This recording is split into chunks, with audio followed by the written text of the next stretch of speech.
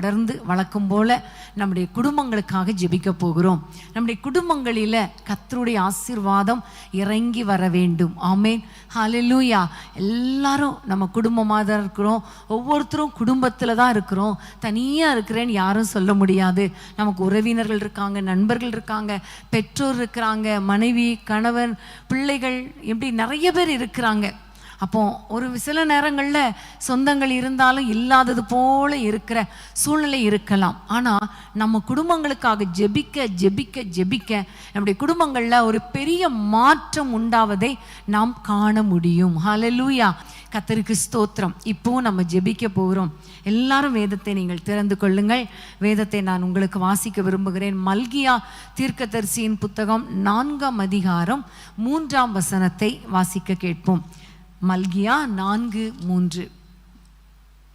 துன்மார்க்கரை மிதிப்பீர்கள், நான் இதை செய்யும் நாளிலே அவர்கள் உங்கள் உள்ளங்கால்களின் கீழ் சாம்பலாய் இருப்பார்கள் என்று சேனைகளின் கர்த்தர் சொல்லுகிறார். ஆமேன். துன்மார்க்கரை மிதிப்பீர்கள். இன்னைக்கு நம்ம ஜெபிக்க போற அந்த காரியங்கள் என்ன தெரியுமா?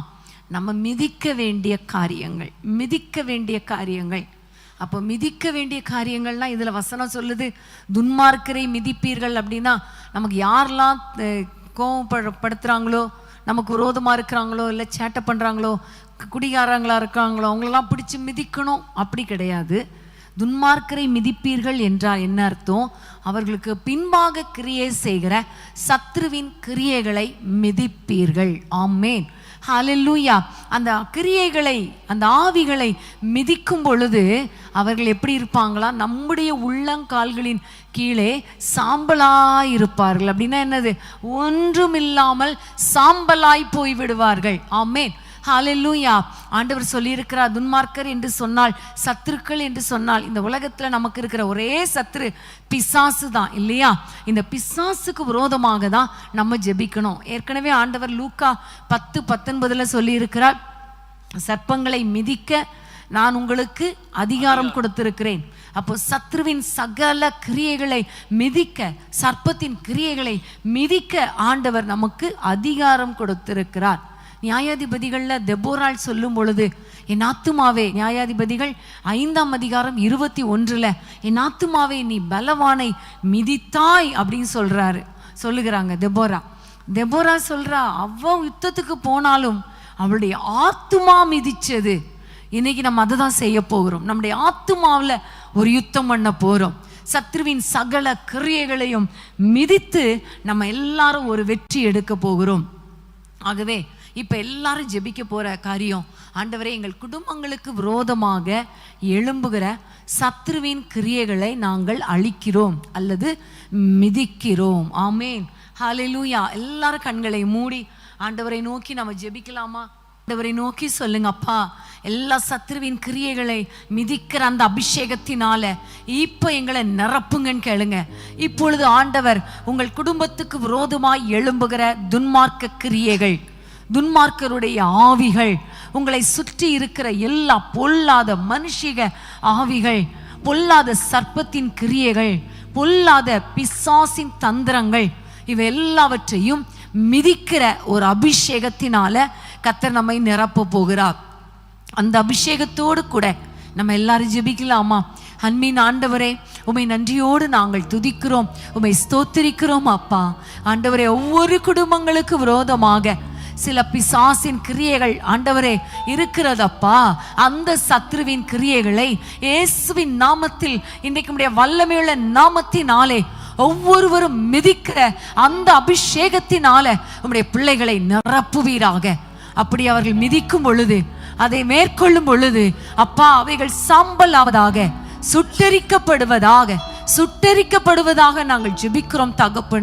தகப்பனே உமக்கு ஸ்தோத்திரம் அப்பா. ஆண்டவரே, எங்கள் ஆத்துமாவில் அந்த சத்ருவின் கிரியைகளை அழிக்கிறோம், சர்ப்பத்தின் கிரியைகளை அழிக்கிறோம், பொல்லாத பிசாசின் தந்திரங்களை அழிக்கிறோம். ஆண்டவரே, குடும்பங்களுக்கு விரோதமாக பிள்ளைகளை பாவத்தில் விழ தூண்டும்படி கிரியை செய்கிற ஆவிகள் இயேசுவின் நாமத்தில் அழிக்கப்படுவதாக. சண்டை, வாக்குவாதங்கள், போராட்டங்கள் இவற்றை கொண்டு வந்து குடும்பத்தை கெடுக்கிற பொல்லாத ஆவிகளை கடிந்து அப்புறப்படுத்துகிறோம் ஐயா. குடும்பங்களுக்கு விரோதமாக ஆண்டவரே திட்டங்களை தீட்டுகிற, தந்திரமாய் நுழைகிற சாத்தானி கிரியைகளை இயேசுவின் நாமத்தில் நாங்கள் மிதிக்கிறோம் அப்பா, அழிக்கிறோம் அப்பா. கர்த்தர் பெரிய காரியங்களை செய்யுங்க அப்பா. எங்களுக்கு விரோதமாக எழும்புகிற எல்லா ஆயுதங்களை இயேசுவின் நாமத்தில் மிதிக்கிறோம் அப்பா.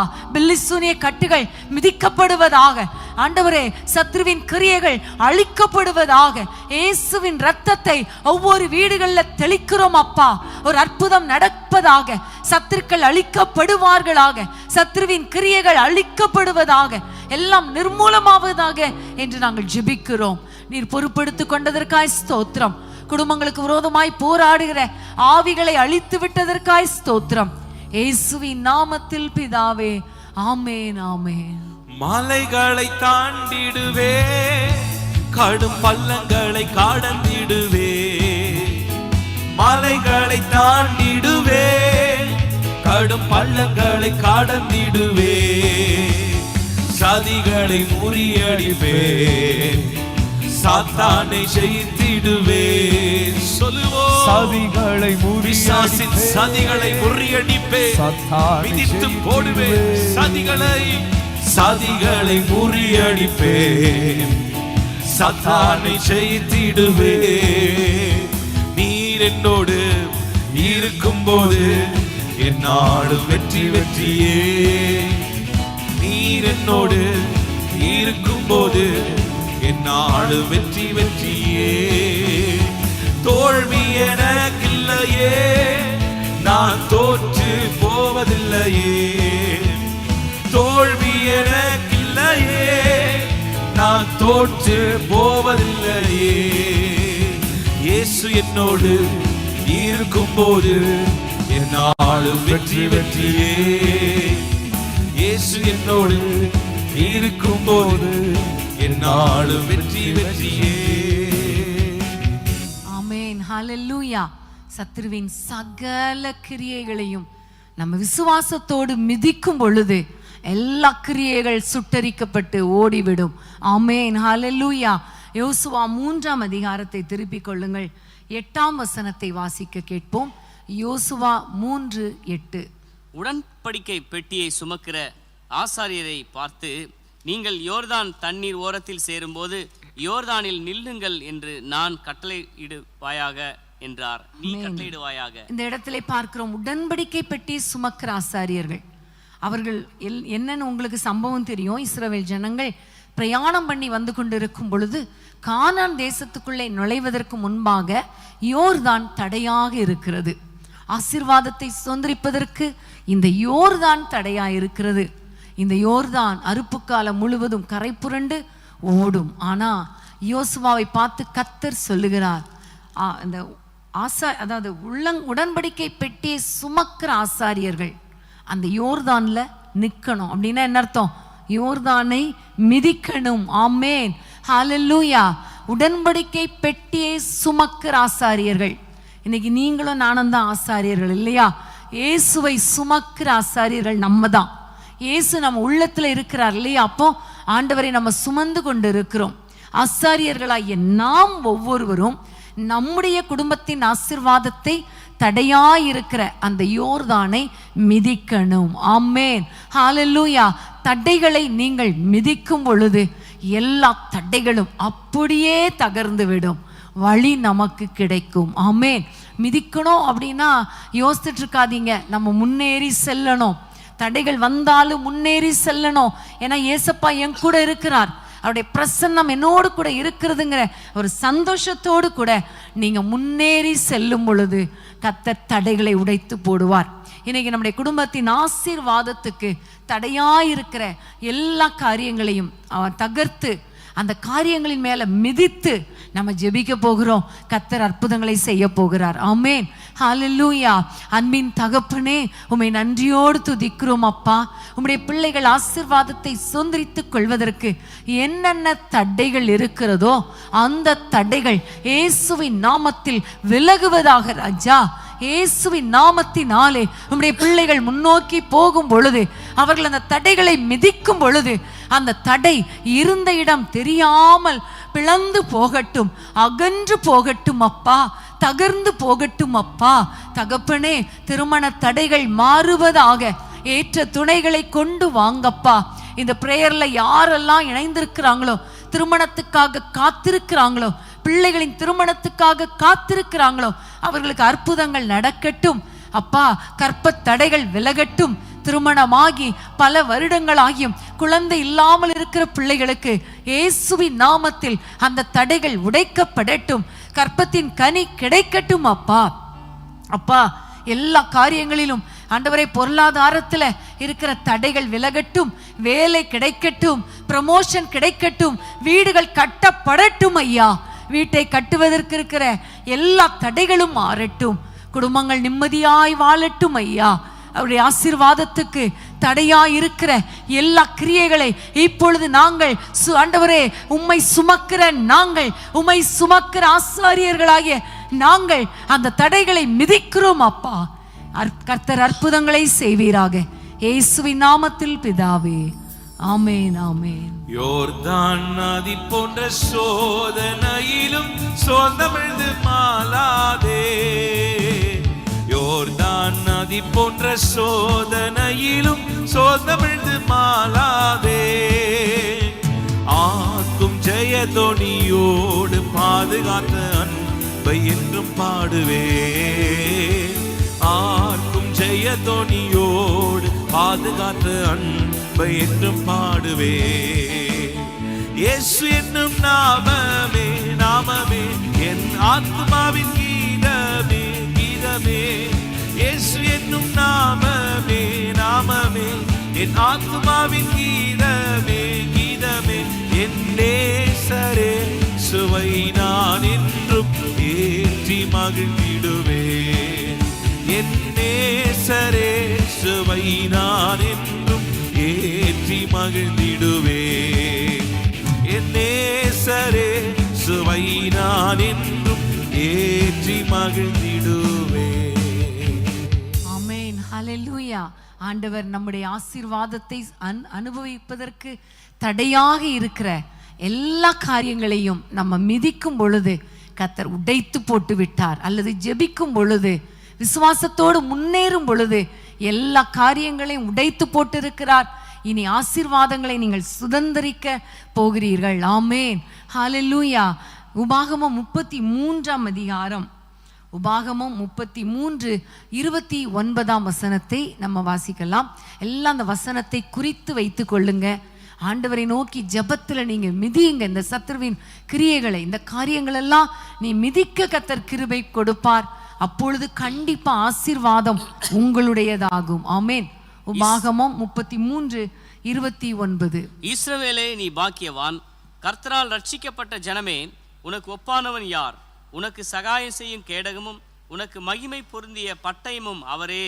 உன் சத்துருக்கள் உனக்கு இச்சகம் பேசி அடங்குவார்கள், அவர்கள் மேடுகளை மிதிப்பாய் என்று சொன்னார். ஆமென். அவர்கள் மேடுகளை மிதிப்பாய். ஆமென். இது என்ன அர்த்தம்? அவர்கள் மேடுகளை நீ மிதிப்பாய் அப்படின்னா என்ன அர்த்தம் அப்படின்னா, நமக்கு விரோதமாக சத்துருக்கள் எழும்பி பேசிக்கொண்டே இருப்பாங்க, இச்சகம் பேசுவாங்க, பயங்கரமா பேசுவாங்க.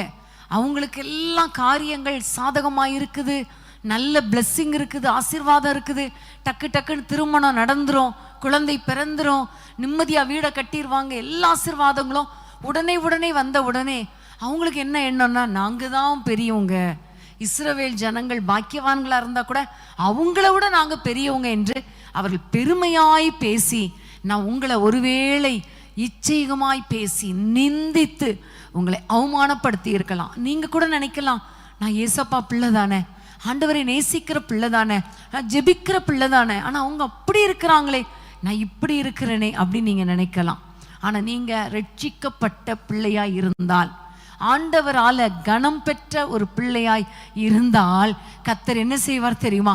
அவர்கள் மேடுகளை நீங்கள் மிதிக்கும்படி செய்வார் என்று வேதத்திலே சொல்லப்பட்டிருக்கிறது. அப்படின்னா என்ன அர்த்தம் தெரியுமா? அவர்களுக்கு எதெல்லாம் மேடு நினைச்சிட்டு இருக்காங்களோ அதை விட உங்களை கர்த்தர் என்ன செஞ்சிருவாரு? உயர்த்தி விடுவார். ஆமென், ஹல்லேலூயா. கர்த்தர் உங்களை உயர்த்துவார். அப்படி உயர்த்தப்படும் பொழுது அவர்கள் மேடுகள்னு எதெல்லாம் நினைச்சாங்களோ அதெல்லாம் எங்க இருக்கும்? உங்க காலுக்கு கீழே இருக்கும். ஆமென், ஹல்லேலூயா. அந்த அளவுக்கு கர்த்தர் உங்களை உயர்த்துவார். இன்னைக்கு நீங்க வேதனைப்படாதீங்க. எந்தெந்த மனிதர்கள் உங்களை இச்சகமாய் பார்த்தார்களோ, பேசினார்களோ, நிந்தித்தார்களோ, அவமானப்படுத்தினாங்களோ, அவங்கள விட ஒரு ஸ்டெப் மேலதான் கர்த்தர் வைப்பார். ஆமென், ஹல்லேலூயா. கர்த்தர் உங்களை உயர்த்துகிற தேவன். ஒருவேளை உங்கள் பிள்ளைகளுடைய வாழ்க்கை இன்றைக்கு ஒருவேளை கீழே இருக்கிறது மாதிரி இருக்கலாம். உங்களை வேதனைப்படுத்துறவங்களுடைய பிள்ளைகளுடைய வாழ்க்கை உயரத்தில் இருக்கிறது போல இருக்கலாம். ஆனா ஆண்டவர் சொல்லுகிறார், அவர்கள் மேடுகளை நீ மிதிப்பாய், உங்கள் பிள்ளைகளை அவர்களுக்கு மேலாக உயர்த்துவார். ஆமென், ஹல்லேலூயா. எல்லாம் ஜெபிக்கலாமா? தகப்பனே, யாரெல்லாம் வேதனையோடு நிந்தை அனுபவித்து கொண்டு இச்சையான பேச்சுக்களை கேட்டுக்கொண்டு இன்றைக்கு இந்த ஜெபத்துல வருத்தத்தோடு இருக்கிறாங்களோ, அவர்கள் மேல இப்பொழுது உம்முடைய ஆசீர்வதிக்கும் கரம் நீட்டப்படுவதாக, புகழ்ச்சியும் கீர்த்தியும் உண்டாக பண்ணுவீராக, உம்முடைய பிள்ளைகளை உயர்த்துவீராக. ஆண்டவரே அப்பா, இவர்களுடைய தலை சத்துருக்களுக்கு மேலாக உயர்த்தப்படட்டும் ஐயா. அவர்கள் மேடுகளை இவர்கள் மிதிக்கும்படி கர்த்தர் அற்புதங்களை செய்வீராக. இயேசுவின் நாமத்தில் எந்த இடத்துல தலை குனிந்தார்களோ அந்த இடத்துல தலை நிமிர்ந்து நிற்கட்டும் அப்பா. இயேசுவின் நாமத்தில் அப்பா, இன்றைக்கு ஒருவேளை பொருளாதாரத்துல மற்றும் மற்ற காரியங்கள்ல இவர்கள் கீழே இருப்பது போல தோன்றலாம் கர்த்தாவே. ஆனால் அப்பா, உம்முடைய பிள்ளைகளை கர்த்தர் உயர்த்துகிற நாட்கள் வரட்டும் ஐயா. சீக்கிரத்திலே வருவதாக உம்முடைய பிள்ளைகள் ஆண்டவரே உயர்த்தப்படுவார்களாக. ஏனென்றால் இவர்கள் உம்மால் ரட்சிக்கப்பட்ட ஜனம். இவர்களுக்கு ஒப்பானவர்கள் யாரும் கிடையாதப்பா. சத்துருக்கள் இச்சகம் பேசி அடங்குவார்கள் அப்பா.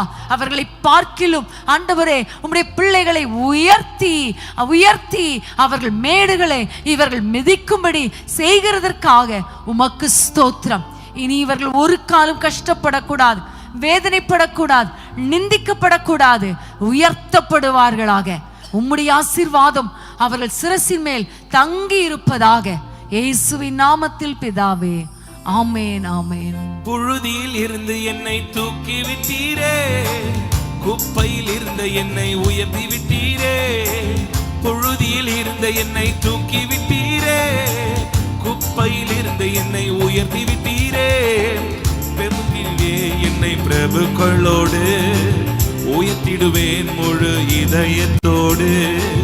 அமர்த்தினீரே என்னை பிரபுக்களோடு உயர்த்திடுவேன் முழு இதயத்தோடு. உம்மை போல இரட்சகர் ஒருவரும் இல்லை, உம்மை போல வல்லவர் ஒருவரும் இல்லை, உம்மை போல பரிசுத்தர் ஒருவரும் இல்லை, உம்மை போல கன்மலை ஒருவரும் இல்லை. என் இதயம் மகிழ்கின்றது, என் கொம்பு உயர்ந்துள்ளது. என் இதயம் மகிழ்கின்றது, என் கொம்பு உயர்ந்துள்ளது. பகைவர் மேல் என் வாய் திறந்தது, ரட்சிப்பினால் களி கூர்கின்றது. பகைவர் மேல் என் வாய் திறந்தது, ரட்சிப்பினால் களி கூர்கின்றது. உம்மை போல இரட்சகர் ஒருவரும் இல்லை, உம்மை போல வல்லவர் ஒருவரும் இல்லை,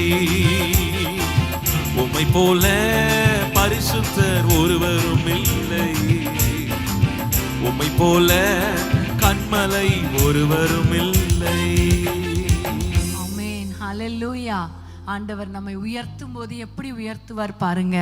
புழுதியில் இருக்கிற நம்மை தூக்கி பிரபுக்களோடு உட்கார வைப்பார். பிரபுக்களை பார்க்கும்போது நம்ம ஒருவேளை அவங்க மேட்டில் உட்கார்ந்து இருக்கிறது மாதிரி இருந்தாலும் நம்மையும் கர்த்தர் தூக்கி, உங்களையும் தூக்கி, உங்கள் பிள்ளைகளையும் கர்த்தர் தூக்கி உயர்த்தி வைக்கும் பொழுது ஹல்லேலூயா, எவ்வளவு சந்தோஷம். நம்முடைய உள்ளத்துல எவ்வளவு மகிழ்ச்சியை கர்த்தர் கொடுக்கிறார். ஆமென், ஹல்லேலூயா. நம்முடைய ஆண்டவர் நல்லவர். நம்ம தான் மிதிப்போம், கர்த்தர் நம்மை உயர்த்துவார். ஹல்லேலூயா. இன்னும் ஒரு வசனத்தை வாசித்து நம்ம தொடர்ந்து தேவனுடைய வார்த்தைக்கு நேராக நம்ம கடந்து செல்லலாம். உபாகமம் 11ஆம் அதிகாரம் 24ஆம் வசனத்தை நம்ம வாசிக்க கேட்கலாம். உபாகமம் 11:24. உங்கள் உள்ளங்கால் மிதிக்கும் இடமெல்லாம் உங்களுடையதாயிருக்கும். வனாந்தரத்தையும் லீபனோனையும் தொடங்கி ஐபிராத்து நதியையும் தொடங்கி கடைசி சமுத்திரம் வரைக்கும் உங்கள் எல்லையாயிருக்கும். ஆமென். ஆண்டவர் மோசே பார்த்து சொல்லுகிற ஒரு வார்த்தை, உங்கள் உள்ளங்கால் மிதிக்கும் இடமெல்லாம் உங்களுடையதாயிருக்கும். ஆமென். யோசுவாவை பார்த்தும் ஒரு வார்த்தையை கர்த்தர் சொல்லுகிறார். யோசுவா 1 அதிகாரம் 3 நம்ம வாசிக்க கேட்கலாம். யோசுவா 1:3. நான் மோசேக்கு சொன்னபடி உங்கள் காலடி மிதிக்கும் எவ்விடத்தையும் உங்களுக்கு கொடுத்தேன். ஆமென். ஹல்லேலூயா. மோசே கிட்ட என்ன சொன்னார்? உங்கள் உள்ளங்கால் மிதிக்கும் எல்லாம் உங்களுடையதாயிருக்கும் என்று சொன்னார். யோசுவாவிடத்தில் என்ன சொல்லுகிறார்? மோசேக்கு நான் சொன்னபடி உங்கள் காலடி மிதிக்கிற எல்லாவற்றையும் உங்களுக்கு நான் கொடுத்து விட்டேன். ஆமென். ஹல்லேலூயா. ஏற்கனவே ஆபிரகாமை பார்த்து சொன்னார், நீ நடந்து திரி, நீ எம்மட்டும் நடக்கிறியோ, எங்கெல்லாம் மிதிக்கிறியோ அந்த இடமெல்லாம், அந்த நிலங்களெல்லாம், அந்த பூமியெல்லாம் உன்னுடையதாகும் என்று சொன்னார். அந்த சந்ததியில் வந்த மோசேக்கு சொன்னார், உன் உள்ளங்கால் மிதிக்கும் இடத்தை உனக்கு தருவேன். யோசுவாவை பார்த்து சொன்னார், அந்த உள்ளங்கால் மிதித்த இடத்தை கொடுத்து விட்டேன். ஆமென். ஹல்லேலூயா. அப்போ இந்த வசனத்தை வாசித்த உடனே பக்கத்து வீட்டில் போய் மிதிச்சுட்டு 2 முறை மிதிச்சுட்டு இந்த இடத்தை எங்களுக்கு தாங்க, வீட்டை எங்களுக்கு தாங்கன்னு நீங்க நினைக்க கூடாது. இது எதற்கு குறி அடையாளமா இருக்கிறது? கர்த்தர் உங்களுக்கென்று வைத்த ஆசீர்வாதத்தை நீங்கள் விசுவாசத்தோடு சுதந்திரிப்பதற்கு அடையாளமா இருக்கிறது. ஆமென். இஸ்ரவேல் புத்திரருக்குன்னு ஒரு இடத்தை வைத்திருந்தார், கானான் தேசத்தை வைத்திருந்தார். அந்த இடத்துல நீங்க கால் பட்டா, நீங்க மிதித்தால், உங்கள் உள்ளங்கால் மிதிக்கும் பொழுது அந்த இடத்தை உங்களுக்கு தருவேன் என்று சொன்னார். ஆமென். நீங்க ஆண்டவரிடத்துல கேளுங்க, அப்பா எனக்கென்று வைத்த ஆசீர்வாதத்தை நான் சுதந்திரித்து கொள்ளணுமே, நான் அந்த இடத்துல நான் நிற்கணுமே, அந்த சுதந்திர பூமியில நான் நிற்கணுமா ஆண்டவரே, அப்பா எனக்கு கிருபை தாங்கன்னு கேட்டு விசுவாசத்தோடு மிதியுங்க. இந்த ஆசீர்வாதம் எனக்கு வேணும் அப்பா என்று சொல்லி ஆத்துமாவில் நீங்க நினைச்சு விசுவாச கண்கள்னால பார்த்து விசுவாச கிரியையோடு கூட உங்களுடைய காலடி எடுத்து வைக்கும் பொழுது, காலெடுத்து வைத்து மிதிக்கும் பொழுது அந்த ஆசீர்வாதம் உங்களுக்கு சொந்தமாகும். ஆமென். பொருளாதாரத்துல கஷ்டத்தோடு இருக்கிறீங்களா? விசுவாசத்தோடு காலடி எடுத்து வைங்க, விசுவாசத்தோடு கிரியை செய்யுங்க, உங்க ஆசீர்வாதத்தை கர்த்தர் கொடுப்பார். ஆமென். எப்படிப்பட்ட தடைகளா இருந்தாலும் அதை தடுத்து போட்டு உங்களுக்கென்று வைத்த ஆசீர்வாதத்தை உங்களுக்கு கொடுப்பார். எல்லாரும் கண்களை மூடி ஆண்டவரை நோக்கி சொல்லுங்க, அப்பா என் உள்ளங்கால் மிதிக்கிற இடம், விசுவாசத்தோடு நாங்கள் பார்க்கிற இடம் எங்களுக்கு சொந்தமாகட்டும் அப்பா. எங்க வாழ்க்கையில ஆசீர்வாதத்தை நாங்கள் சுதந்திரித்துக் கொள்ள எங்களுக்கு கிருபை தாங்கப்பா என்று சொல்லி நம்ம கேட்கலாமா? தகப்பனே, ஒவ்வொரு குடும்பங்களுக்காக நாங்கள் ஜெபிக்கிறோம் அப்பா. நீங்க வாக்குத்தத்தம் நிறைய கொடுத்திருக்கிறீங்க அப்பா, ஆனா இன்னும் வாக்குத்தத்தத்தை சுதந்திரிக்கிற அந்த இடத்துல நாங்க வரலையே ஆண்டவரே. நம்முடைய பிள்ளைகள் வாக்குத்தத்தங்களை சுதந்திரிக்கும்படி கர்த்தர் கிருபை பாராட்டுவீராக. அவர்கள் காலடி எடுத்து வைக்கிற ஒவ்வொரு ஸ்டெப்லையும் உம்முடைய ஆசீர்வதிக்கும் கரம் நீட்டப்படுவதாக. அது தொழிலானாலும் சரி, வேலையானாலும் சரி, குடும்ப காரியங்களானாலும் சரி, அவர்கள் எடுத்து வைக்கிற ஸ்டெப் ஆண்டவரே ஒரு ஆசீர்வாதமாய் இருக்கட்டும், வாய்க்கட்டும், ஆசீர்வாதமாய் இருக்கட்டும் ஐயா. இவர்களுக்கென்று வைத்திருக்கிற ஆசீர்வாதத்தை பிசாசு திருடக்கூடாது. உம்முடைய பிள்ளைகள் ஆசீர்வாதத்தை சுதந்திரிக்க கிருபை தாரும். ஆபிரகாமுக்கு சொன்ன வார்த்தை ஆண்டவரே, மோசேக்கு சொன்ன வார்த்தை யோசுவாவின் காலத்தில் கட்டளையிட்டீரே அப்பா, சுதந்திரமாக கொடுத்தீரே. இயேசுவின் நாமத்தில் எங்கள் பெற்றோருக்கு கொடுத்த ஆசீர்வாதங்கள் தலைமுறை தலைமுறையாய் அதை அனுபவிக்க கிருபை தாங்கப்பா.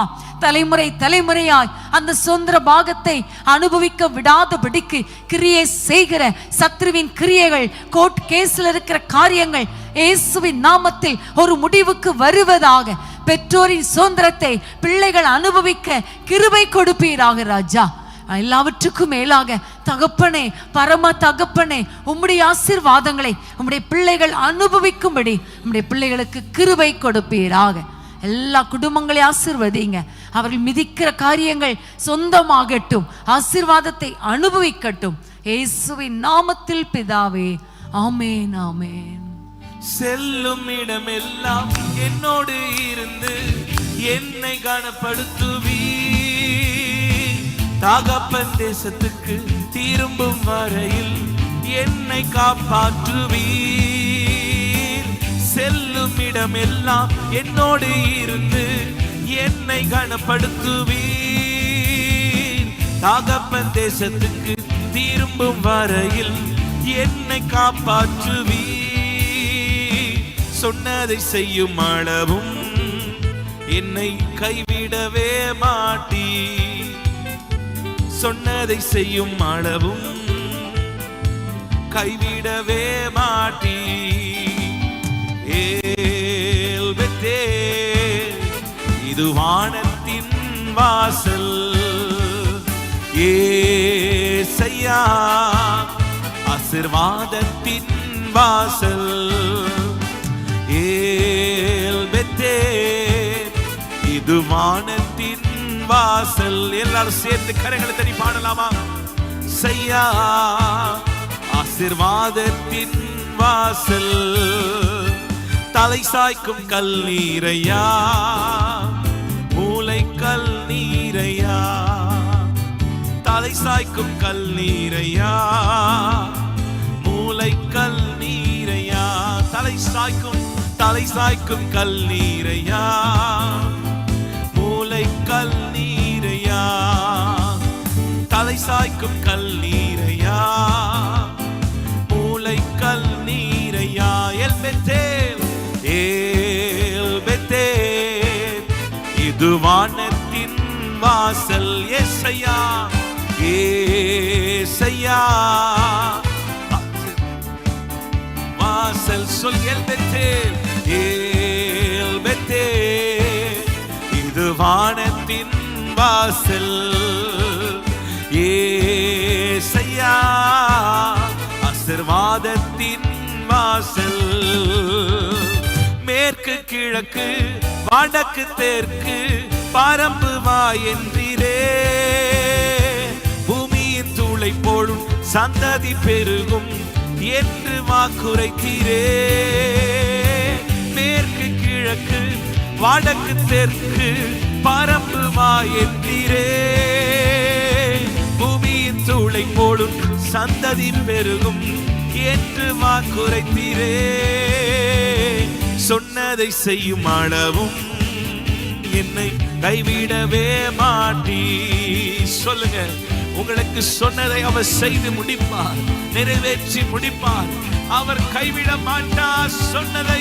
சொன்னதை செய்யும் அளவும் என்னை கைவிடவே மாட்டீ. எனக்கு சொன்னதை செய்யும் அளவும் என்னை கைவிடவே மாட்டீர். ஏல் பெத்தேல், ஏல் பெத்தேல், இது வானத்தின் வாசல்.